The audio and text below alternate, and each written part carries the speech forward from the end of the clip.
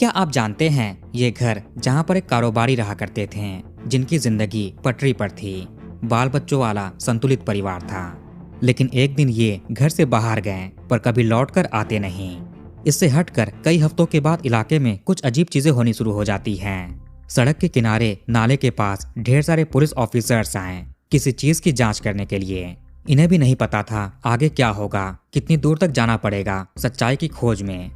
आसपास के लोग काफी डरे हुए थे, कभी सोचा नहीं ऐसा कुछ होगा। घर पर परिवार भी उस कारोबारी का इंतजार कर रहा था, लेकिन इतना समय गुजर गया कि उम्मीद भी अब छूटने लगी, शायद कभी ना लौटें। लेकिन वो तो यहीं आसपास थे, पर किसी और अवस्था में। साल खत्म होते होते ये केस भी सबके सामने आ गया। नमस्कार दोस्तों, तो क्या हाल चाल है आपके। आज हम बात करने वाले हैं शू कारोबारी Rahul Kumar and family case के बारे में। इस घटना की शुरुआत होती है उत्तर प्रदेश के संभल जिले में आने वाले चंदौसी थाना क्षेत्र से। यहीं पर एक मोहल्ला है चुन्नी नाम से। वैसे ये इलाका जूतों के निर्माण के लिए काफी प्रसिद्ध है। इसी चुन्नी मोहल्ले में ये घर है जहाँ पर एक कारोबारी रहा करते थे राहुल कुमार। उम्र 40 साल के आसपास होगी। ये भी जूतों के बिजनेस से जुड़े हुए थे। घर पर ये दुकान है, सामने का हिस्सा भी इन्हीं का है। उसे गोदाम बना रखा है शूज स्टोर करने के लिए।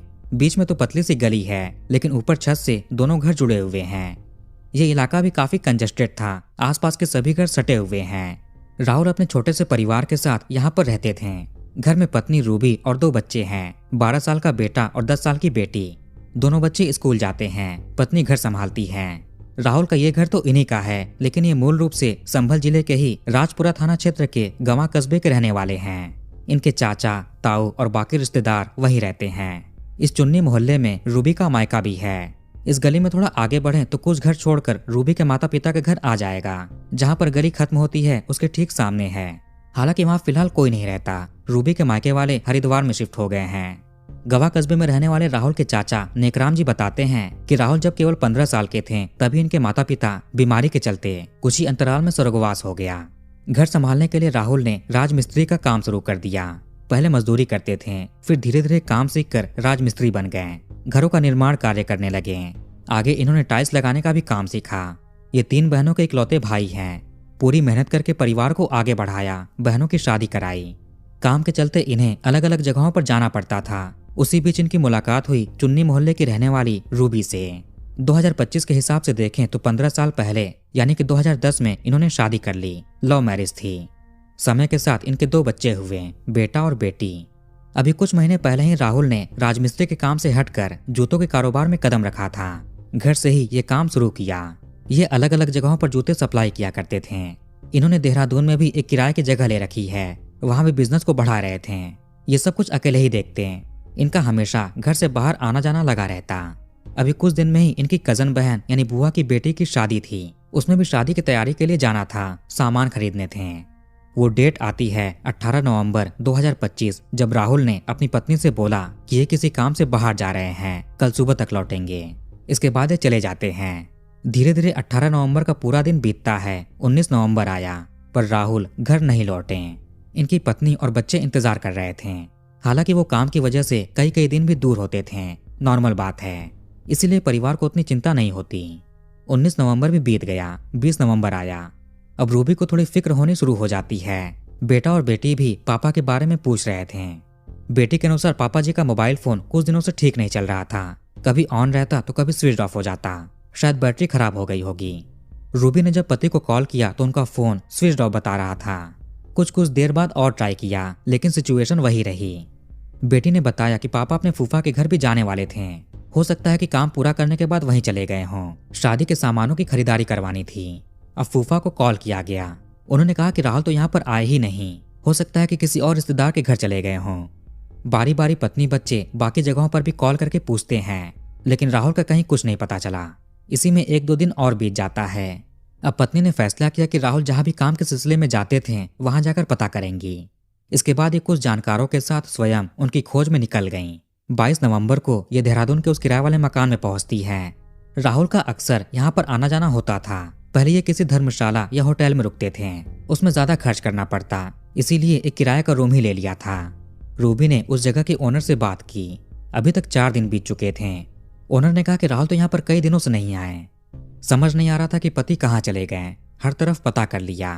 अंतिम में थक हार कर रूबी ने 24 नवंबर को कोतवाली चंदौसी में पति के लापता होने की रिपोर्ट दर्ज कराई। पुलिस ने उनकी हर एक डिटेल ली, उनकी फोटो, वो घर से जाने से पहले कैसे कपड़े पहने थे, उनका हुलिया क्या था, पहनावा कैसा था, कहाँ जाने की बात कहकर गए थे। पुलिस ने इस जानकारी को आसपास के दूसरे थानों में भी भिजवा दिया। धीरे धीरे समय बीत रहा था, लेकिन राहुल का कुछ अता पता नहीं। सभी लोग काफी चिंतित थे। अब दिन हफ्तों में बदलने लगा। 3 हफ्ते गुजर जाते हैं। सबकी उम्मीद भी कमजोर पड़ रही थी। अब बढ़ते हैं कुछ 27 दिन बाद। 15 दिसंबर 2025 का दिन है। राहुल के घर से करीब 800 मीटर दूर पतरवा रोड है। यहीं पर एक ईदगाह मौजूद है। इसी के पास रोड के साइड से एक नाला गुजरता है। ये इलाका काफी सुनसान था। आसपास खेत खलियान है। बहुत कम लोग आते जाते हैं। सुबह के करीब 9 बजे के आसपास का टाइम रहा होगा। कुछ लोग इसी रास्ते से गुजर रहे थे। इन्होंने देखा कि नाले के पास काफी सारे स्ट्रे डॉग्स एकत्रित हैं और आपस में झगड़ा कर रहे हैं, एक दूसरे पर भौंक रहे हैं और किसी चीज को लेकर छीना झपटी भी कर रहे थे। उनके पास एक बड़ा सा पॉलीथीन बैग था जिसमें कुछ भारी भरकम चीज रखी हो। ये राहगीर उसमें कुछ ऐसा देख लेते हैं कि इनकी हालत खराब हो गई। उसमें से काफी तेज गंध भी आ रही थी। तुरंत 112 नंबर डायल किया गया। कुछ पुलिस वाले यहाँ पर देखने के लिए आते हैं कि क्या बात है। जब इन्होंने भी वो देखा, हैरान रह गए। अपने सीनियर्स को इसकी सूचना दी। कुछ ही देर में सर्कल ऑफिसर, इंस्पेक्टर अपनी टीम के साथ मौके पर पहुंचते हैं। उस पॉलीथीन को जब खोला गया तो उसमें से एक अजीब चीज बाहर निकली। लगा कि ये किसी इंसान का धड़ वाला भाग है, लेकिन इसका हाथ, पैर, सर सब कुछ गायब था। पुलिस ने इस जगह का घेराव किया। फॉरेंसिक टीम को सूचित किया जाता है। कुछ देर में आसपास के गांव के सैकड़ों लोग भी इकट्ठा होने लगे। पुलिस ने यहीं आसपास और भी छानबीन की, शायद और भी हिस्सा मिले। नाले के पास एक बड़ा सा लगेज बैग भी बरामद होता है जो डार्क ग्रीन कलर में था। लगा कि शायद वो धड़ इसी में रखा हो और स्ट्रे डॉग्स ने स्मेल करके निकाल लिया। बैग के अंदर कुछ और भी सामान और एक पॉलीथीन मिला। सामानों में ब्लैक और ग्रीन कलर में एक टी शर्ट था जिस पर टाइम फॉर चेंज ये लाइन लिखी थी। एक अंडरवियर भी मिला और पॉलीथीन में लेफ्ट हैंड था, बायां हाथ। वो पॉलीथीन अच्छे से सील पैक था, जिस वजह से नाले में पड़े रहने के बावजूद भी उसमें पानी प्रवेश नहीं कर सका। शायद इसकी बदबू बाहर ना जाए इस वजह से पैक किया हो। दिखने में ये सभी चीजें काफी हफ्ते पुरानी लग रही थी। फॉरेंसिक टीम ने मौके से कई साक्ष्य इकट्ठा करने शुरू कर दिए। यहाँ के फोटोज और वीडियोस भी लिए गए। शुरुआती जांच पड़ताल में ये कोई आदमी लग रहा था जिसकी उम्र 25 साल से ऊपर की होगी। एग्जैक्ट एज नहीं बता सकते। अब पुलिस के पास तो कोई चेहरा था नहीं जिससे पहचान हो सके। सब कुछ कब्जे में लेकर हॉस्पिटल भेज दिया गया साइंटिफिक जांच और पोस्टमार्टम के लिए। पुलिस का सबसे पहला काम था आदमी की पहचान पता करना। इनके पास तो कोई ऐसी निशानी भी नहीं थी जिससे आसानी हो। हालांकि एक टी शर्ट था। पुलिस ने इस घटना की जानकारी आसपास के थानों, अलग अलग जिलों के पुलिस स्टेशंस में भी भिजवा दी। ये भी पता करते हैं पिछले कुछ महीनों में कितने लोगों की गुमशुदगी की रिपोर्ट लिखाई गई है, खासकर 25 साल से ऊपर के आदमी की। पुलिस को अलग अलग थानों से करीब 20 मामलों का पता चला। कई टीमें बनाई गईं। बारी बारी उन 20 लोगों के परिवार के पास गए बातचीत करने। ये पतरवा रोड ईदगाह के आसपास का इलाका भी ऐसा था जहां दूर दूर तक कोई कैमरे नहीं लगे थे। सुनसान एरिया था, कम लोग आते जाते। रात में तो और भी सन्नाटा पसरा रहता है। पुलिस अपने काम में जुटी हुई थी, लेकिन कुछ भी मिल नहीं रहा था। पोस्टमार्टम से पहले लगभग 72 घंटे इंतजार भी किया गया कि सूचना पाकर कोई जानकार उसका दावा करे, कोई जान पहचान का मिल जाए, हॉस्पिटल में आकर क्लेम कर ले। लेकिन जब ऐसा होता नहीं है तो 18 दिसंबर को पुलिस ने स्वयं पोस्टमार्टम की प्रक्रिया शुरू कर दी। फॉरेंसिक जांच के दौरान पुलिस को बहुत सारी चीजें पता चलती हैं। ऐसा लगा कि जैसे आराम से घटना अंजाम दी गई है। पूरी सफाई के साथ सब कुछ अलग अलग किया गया। किसी मशीन का इस्तेमाल किया गया है। मशीन का निशान अलग होता है और तेजधार हथियार का निशान अलग। ये मशीन का लगा। जो हाथ मिला था उसको ध्यान से एग्जामिन करने पर एक टैटू नजर आया बाह के बीच में। उसमें राहुल नाम लिखा हुआ था। अब राहुल कौन हो सकता है? राहुल या तो इसका ही नाम होगा या फिर इसके किसी करीबी का। उधर पुलिस की टीमें स्टेशन में पुरानी फाइल्स खंगाल रही थीं। जो भी लोग गायब हुए हों, जिनकी रिपोर्ट लिखाई गई हो। डॉक्टर्स के अनुसार करीब 25 से 30 दिन पहले ये घटना अंजाम दी गई होगी। चंदौसी थाने में ही एक केस फाइल मिला। शूज कारोबारी राहुल कुमार, वो 18 नवंबर से गायब हैं। 24 नवंबर को उनकी वाइफ रूबी ने गुमशुदगी की रिपोर्ट लिखाई थी। अब संभल पुलिस रूबी से संपर्क करती है। उसको बताया गया कि ऐसा ऐसा कुछ हुआ है, आप एक बार आकर देख लीजिए, आपके पति तो नहीं। ये सुनकर रूबी थोड़ी घबरा जाती है। वो किसी काम से गए हैं, कहीं होंगे, इस हाल में नहीं हो सकते हैं, ये उसको नहीं देख सकती, इतनी हिम्मत नहीं। पुलिस ने इनको समझाया, जैसे तैसे मनाकर मॉर्चरी बुलाया। रूबी आई, देखा, लेकिन इन्होंने मना किया, ये राहुल नहीं है। और जो बाकी सामान थे, टी शर्ट, अंडरवियर वगैरह, उसे भी नहीं पहचान पाती। इसके बाद इनको वापस भेज दिया जाता है। पुलिस की उम्मीद टूट रही थी, ये आदमी कौन है, कैसे पता किया जाए। रूबी ने पति का जो डिस्क्रिप्शन दिया था रिपोर्ट लिखाते समय, उससे भी धड़ और हाथ की बनावट वैसी ही लग रही थी।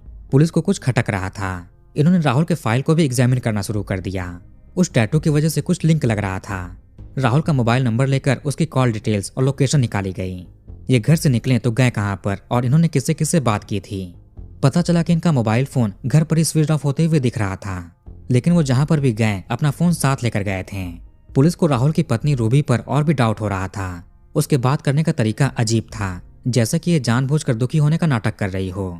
जांच के दौरान पुलिस ने इससे इसका मोबाइल फोन मांगा, लेकिन ये देने से इनकार कर देती है और मना करने की वजह भी नहीं बता रही थी। फिर भी पुलिस ने मोबाइल लिया और उसकी जांच की। सारे फोटोज, कॉल डिटेल्स, चैटिंग सब कुछ चेक किया गया। इसी में ही रूबी का अपने पति राहुल के साथ अलग अलग समय में लिए गए कई फोटोज मिले। अब उसमें क्या अजीब हो सकता है, पति पत्नी ही तो हैं। खुशकिस्मती से 3 फोटोज ऐसे मिलते हैं जो इस केस की परतें खोल सकता था। एक फोटो तो ये है, राहुल एक टी शर्ट में है, उस पर लिखा है टाइम फॉर चेंज। सेम यही लाइन उस टी शर्ट में भी लिखा हुआ था जो नाले के पास बैग में मिला। दोनों सेम लग रहे थे, उसके कलर, डिजाइन, टेक्सचर सब कुछ। दूसरी फोटो ये है जिसमें राहुल ने वही टी शर्ट पहना हुआ है और पत्नी रूबी के साथ हैं। रूबी टी शर्ट को अच्छे से पहचानती होगी, फिर भी जब इसको हॉस्पिटल में वही कपड़ा दिखाया गया तो इसने क्यों पहचानने से इनकार किया। मान ले कि वो कोई दूसरा टी शर्ट हो, किसी और का हो, फिर भी ये बोल सकती थी कि राहुल के पास ऐसा ही टी शर्ट है, पर इसने बिल्कुल ही पहचानने से मना कर दिया था। तीसरी फोटो आंखें खोलने वाली है। राहुल पत्नी के साथ हैं, चेहरे पर केक जैसा कुछ लगाया हुआ है। थोड़ा ध्यान से देखें तो इनका एक हाथ दिख रहा है, उस पर टैटू बना है, वो राहुल लिखा हुआ था।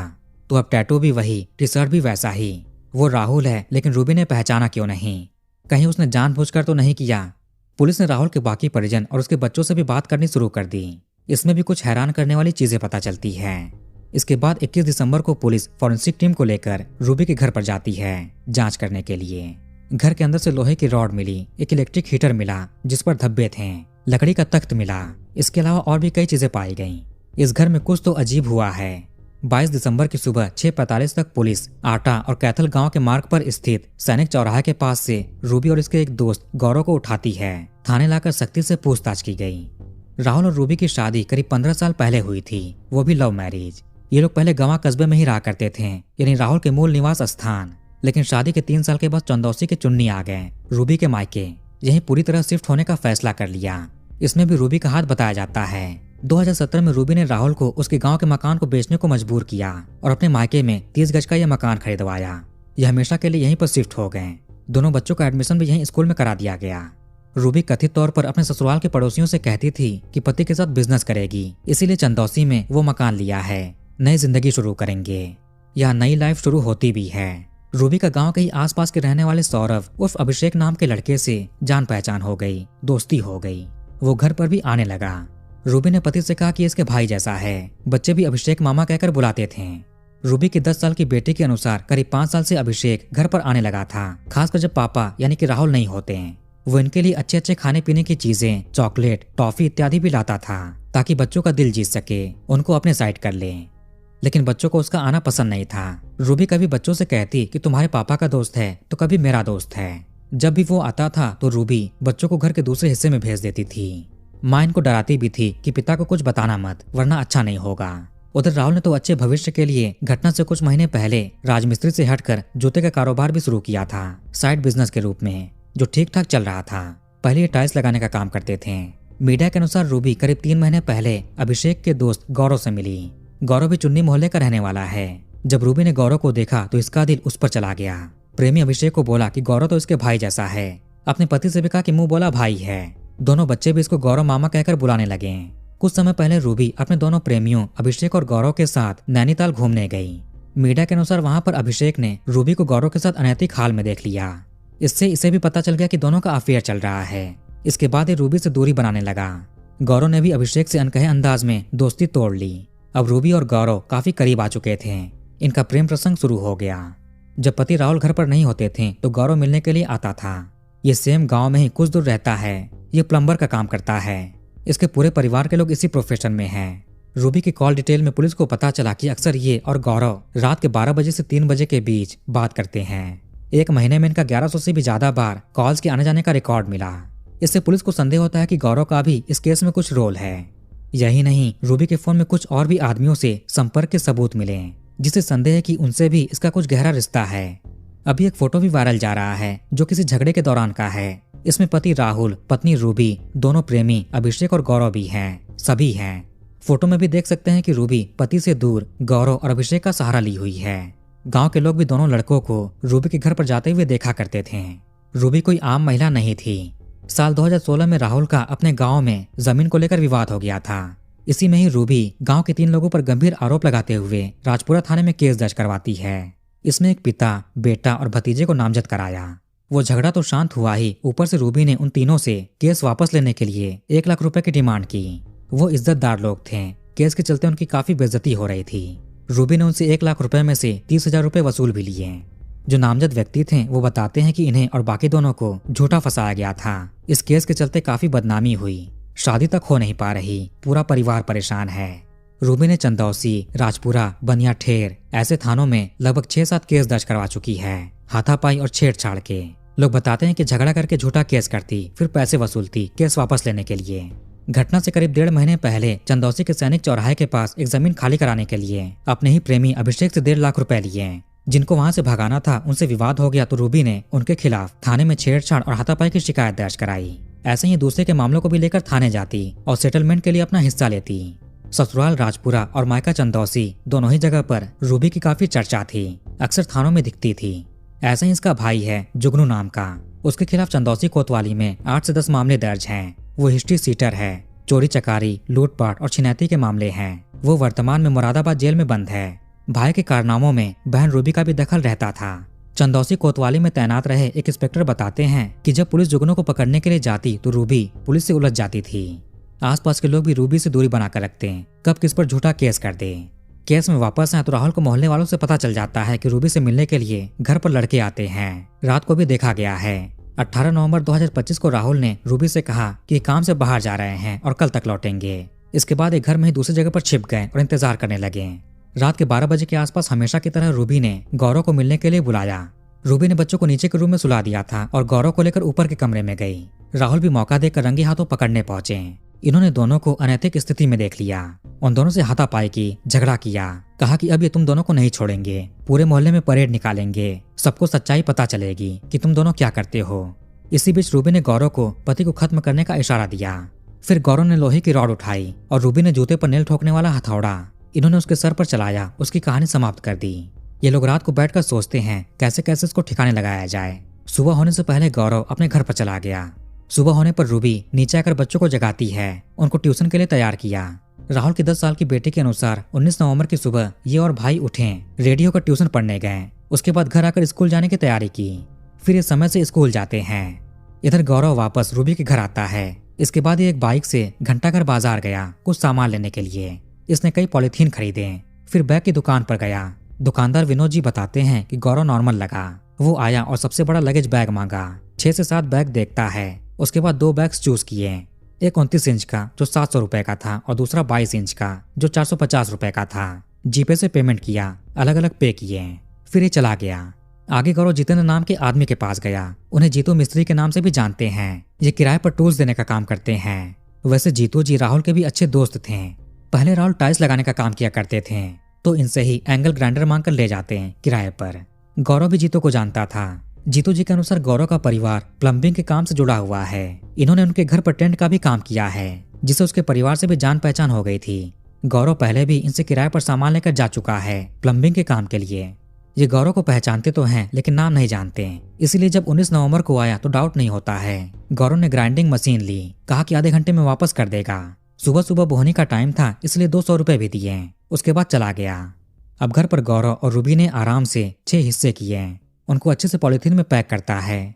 सब कुछ पैक करने के बाद इन्होंने घर की साफ सफाई की। इसी में बच्चों के स्कूल की छुट्टी का टाइम हो गया। गौरव बच्चों के पास जाता है। रास्ते में उनसे मिला, कहा कि आओ कुछ खिला कर लाऊं क्योंकि मम्मी ने घर पर कुछ नहीं बनाया है। वो भी थोड़ी देर में वहां पर आ जाएंगी। बेटे के अनुसार गौरव मामा इन्हें रेस्टोरेंट लेकर गए। कुछ देर में मम्मी आई, वो थोड़ी टेंशन में लगी। बेटी ने सोचा कि शायद गौरव से कुछ झगड़ा हो गया, इसलिए बच्चों ने इनका झगड़ा सॉल्व कराया। दोनों बेटा बेटी भोजन करते हैं लेकिन रूबी गौरव कुछ नहीं खाएं। उनका मूड थोड़ा अजीब लग रहा था, बेचैनी थी। इसके बाद शाम का 4 बज गया। बच्चों के दूसरे ट्यूशन का टाइम हो जाता है। रूबी बच्चों को घर ले जाने के बजाय सीधे ट्यूशन सेंटर ले जाती है। रूबी ने अपना फोन भी वहीं पर छोड़ दिया। फिर गौरव और माँ वहां से चले गए। जब ट्यूशन का टाइम खत्म हुआ तो दोनों लिवाने आते हैं। ये एक कार लेकर आए। मीडिया के अनुसार ये गाड़ी 1300 रुपए में किराए पर ली थी, कहीं कहीं पर 3500 रुपए है। रूबी ने बच्चों से कहा कि हम घूमने जा रहे हैं, तुम भी चलो। फिर 55 किलोमीटर दूर गंगा नदी के पास राजघाट गए। रूबी और गौरव एक पुल से एक बैग को नदी में फेंकते हैं। बेटी ने पूछा कि इसमें क्या है। रूबी कहती है कि मूर्तियां हैं जो खंडित हो चुकी है। खंडित मूर्तियां घर में नहीं रख सकते हैं, इसीलिए विसर्जन कर रहे हैं। पति राहुल का मोबाइल फोन भी इसी नदी में फेंक दिया। जब काफी रात हो जाती है तो ये घर वापस आते हैं। रूबी अभी भी बच्चों को लेकर घर में नहीं गई, बल्कि सामने के गोदाम में सुलाती है। इसी रात को इन्होंने एक स्कूटी से दूसरा वाला ग्रीन बैग भी ईदगाह के नाले के पास ठिकाने लगा दिया, जो घर से करीब 800 मीटर दूर था। ये सुबह में ही रेकी कर चुके थे, कहाँ पर क्या करना है, कौन सी जगह पर कैमरे लगे हुए हैं। उसके बाद ही ये नाला चुना। रात को तो और भी सुनसान रहता है, इसलिए किसी भी कैमरे में दिखाई नहीं दिए थे। वापस घर आने के बाद इन्होंने राहुल का लोअर, घटना के दौरान अपने पहने हुए कपड़े, सब कुछ आग के हवाले कर दिया, उसको राख बना दिया। ये जब बाहर गए थे नाले के पास तो अपना फोन भी छोड़ कर गए थे, ताकि आगे पुलिस लोकेशन ना पता कर पाए। सुबह में जब बेटी जगी और नहाने इत्यादि के लिए घर में गई तो राख देखें जो कपड़ों के थे। गौरव ग्राइंडिंग मशीन को जीतू मिस्त्री को वापस नहीं करता, बल्कि एक झाड़ी में छिपा दिया। 22 नवंबर को रूबी पति को खोजने के बहाने देहरादून गई। वहां पर जो किराया वाला कमरा था उसको क्लोज करा दिया और सारे सामान वापस घर लेकर आ गई कि बेकार में वहां पर किराया बढ़ता जाएगा। फिर 24 नवंबर को थाने जाती है पति के गायब होने की रिपोर्ट लिखाने के लिए, ताकि किसी को इस पर संदेह ना हो, सबको लगे कि ये भी परेशान है। पुलिस में कंप्लेन लिखाया। रूबी और गौरव इस घर को भी बेचकर यहाँ से जाने वाले थे, लेकिन कुछ दिन का इंतजार कर रहे थे। अगर ये अचानक इतने कम समय में चले गए तो लोग संदेह कर सकते हैं। जब पुलिस 1 महीने के बाद घर पर आई तब बेटा बेटी को भी संदेह हुआ, पहले नहीं था। बेटा बेटी कहते हैं कि जो अभिषेक था वो खाने पीने की चीजें, चॉकलेट्स, ये सब कुछ लेकर आता था। वो ये भी कहता कि कुछ महीने की बात है, उसके बाद ये तुम दोनों का पालन पोषण करेगा, तुम्हारा पापा का आटा रास्ते से हट जाएगा। बेटी ने कहा कि इसमें गौरव और मम्मी के अलावा अभिषेक को भी पकड़ना चाहिए। 22 दिसंबर तक ये केस मीडिया के सामने आ गया। पुलिस ने वो ग्राइंडर मशीन, राजघाट जाने वाली कार, बैग ठिकाने लगाने वाली स्कूटी, बैग खरीदने जाने वाली बाइक, 2 मोबाइल फोन, कपड़ों की राख, घर से एक और बैग, हथौड़ा, रॉड और भी कई चीजें बरामद की। जब रूबी और गौरव को पकड़कर थाने लाया गया तभी रूबी के बच्चों को भी पुलिस ने बुलाया बात करने के लिए। माँ के सामने ही बेटी पुलिस को सब कुछ बता रही थी, कैसे कैसे माँ ने क्या किया था, 19 नवंबर को क्या क्या हुआ था। जब वे राजघाट गए पुल के पास तो माँ ने कहा कि मूर्तियां विसर्जन कर रही है। ये जब बात हुई तो रूबी सबके सामने रोने लग जाती है। बच्चों के चेहरों पर माँ के लिए कोई मोह नहीं था, बल्कि गुस्सा था। ये पिता के लिए दुखी थे। इसके बाद माँ ने बच्चों के साथ बैठकर खाना खाया। गौरव की बहन भी गोद में भांजे के साथ पहुंची। गौरव भी उनको देखकर रोने लगता है। 22 दिसंबर को ही दोनों को कोर्ट में पेश करके मुरादाबाद के जेल भेज दिया गया। जो जीतू मिस्त्री थे वो काफी हैरान हुए। इनके ही ग्राइंडर मशीन से इनके दोस्त के साथ सब कुछ किया गया था। ये कैमरे के सामने रोने भी लगते हैं, ठीक से सो नहीं पाते, खाना खाते समय भी उसकी याद आती है। ये अपने टूल्स को किराए पर देने वाले काम को भी छोड़ देंगे। जब भी इनकी जरूरत पड़े ये गवाही देने के लिए भी जाएंगे, परिवार के साथ खड़े रहेंगे। इन्होंने ये भी कहा कि जो गौरव था वो अपने परिवार की बातें भी नहीं सुनता था। घटना के बाद उसके पिता इनके दुकान के सामने से गुजर रहे थे। इन्होंने उनको देखा और पूछा कि आपके बेटे ने क्या कर लिया है। पिता कुछ बोलते नहीं है और रोते हुए चले गए। रूबी तो जेल चली गई, पर इसके चेहरे पर कोई शिकन नहीं था। पति के लिए कोई दुख नहीं था, पछतावा नहीं था। ये मुरादाबाद के जेल में है, जहाँ पर इसका भाई भी है, लेकिन रूबी तो महिला वाले हिस्से में है। ये बाकी कैदियों के समान दिखी, अच्छे से भोजन किया, नींद ली। अभी ये जेल के स्टाफ के लिए स्पेशल निगरानी में है। जो गौरव था वो बार बार जेल के दूसरे कैदियों से जमानत के बारे में पूछता, कैसे जेल से बाहर जाएगा। ये थोड़ा परेशान दिखा। इसके परिवार से जब मीडिया ने बात की तो मां रोने लगी। बहन ने कहा कि भाई ऐसा नहीं कर सकता, उसको फंसाया जा रहा है। सब कुछ अभिषेक ने किया। उसने सुबह में गौरव को कॉल करके बुलाया था। उसने भाई को डराया था कि तुमने साथ नहीं दिया तो तुम्हारा भी हाल राहुल जैसा करेंगे। हालांकि पुलिस के सामने गौरव ने भी अपना जुर्म स्वीकार कर लिया है, पर ये कोर्ट में मान्य नहीं होता। रूबी के तेवर पुलिस के सामने भी कम नहीं थे। ये कहते कि अभी सर और बाकी हिस्से नहीं मिले हैं तो पहचान कैसे होगी कि वो राहुल है। मेरे खिलाफ कुछ भी कोर्ट में साबित नहीं कर पाओगे। हालांकि पुलिस ने डीएनए सैंपल भी प्रिजर्व कर लिया, जिसको राहुल के बच्चों से मैच करेंगे। रूबी ने कहा कि चाहे जितना कोशिश कर लो लेकिन बाकी हिस्से खोज नहीं पाओगे। ये सच भी है। एसपी ने भी कहा कि महीने भर हो चुके हैं, बहती नदी में ठिकाने लगाया, पता नहीं कहां पर बह चुका होगा, मछलियां खा गई हो या डिकम्पोज हो चुका हो। पुलिस अपने साथ रूबी, गौरव, कार ड्राइवर, इन्हें राजघाट पुल पर भी लेकर जाती है। नदी में खोजबीन किया गया पर कुछ मिलता नहीं। मिलने की संभावना भी बहुत कम है। हालांकि पुलिस के पास पर्याप्त सबूत हैं इनके खिलाफ, ये बच नहीं सकते हैं। रूबी के परिवार वालों ने भी बेटी से मुंह मोड़ लिया। उनका भी कहना है कि इसको कड़ी से कड़ी सजा मिले। हो सकता है कि बेटे के क्रिमिनल रिकॉर्ड की वजह से ये हरिद्वार शिफ्ट हो गए हों। अब बेटी ने भी ऐसा काम कर दिया है।